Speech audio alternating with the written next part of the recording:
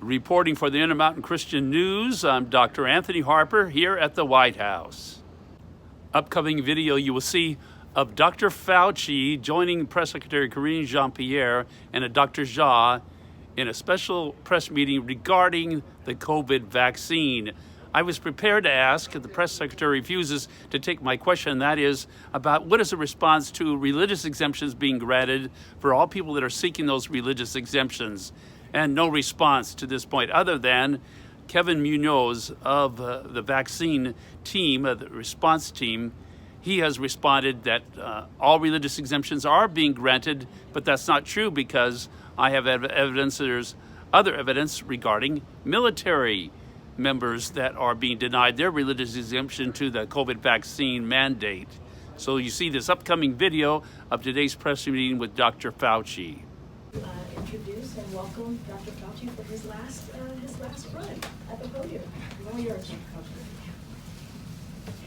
Thank you very much, Karine, for that really very kind introduction. It's really a great pleasure to be back here with you again, albeit, I believe, for the last time. But as Karine said, I'm going to spend the next just couple of minutes talking to you about the importance of getting an updated booster vaccine as we enter into the holiday season and the colder weeks and months of the late fall and early winter. So let's just talk very briefly about what we know about the vaccines, because we want to make our decisions really based on facts, evidence, and data. Are the vaccines safe? That keeps coming up. The answer is now, overwhelmingly, it should be off the table. There have been 13 billion doses of a COVID-19 vaccine that have been distributed worldwide, hundreds of millions in the United States, and there's robust safety monitoring systems that are in place, and clearly an extensive body of information clearly indicates that they're safe.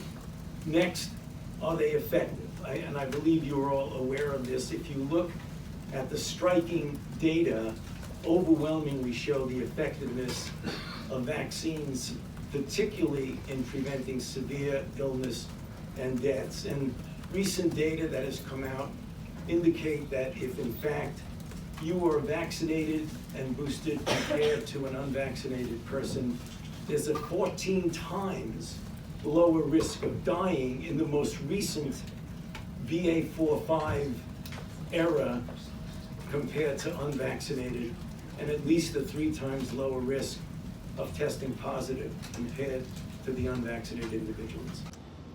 Also today at the White House, I had a meeting with the scheduler of Press Secretary Karine Jean-Pierre, and he said that he could not arrange for me to have a meeting with Press Secretary Karine Jean-Pierre.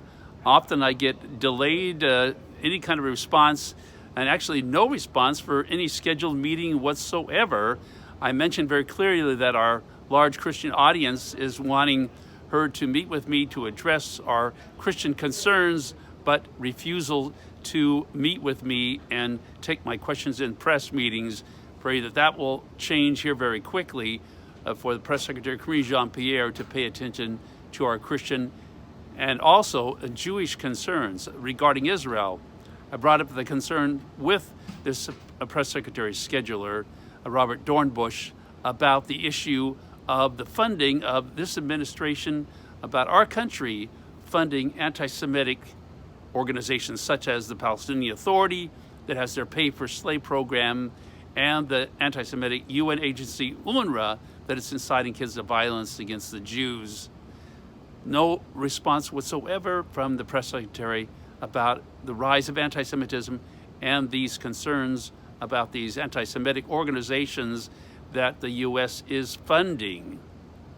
Also in that meeting with Press Secretary Karine Jean-Pierre's scheduler, Robert Dornbush, I made it very clear about the child's right to life issue and asking for a response from the press secretary to the child's right to life concerns, but no response either from him or the press secretary to that major concern of a large group of Christians in America.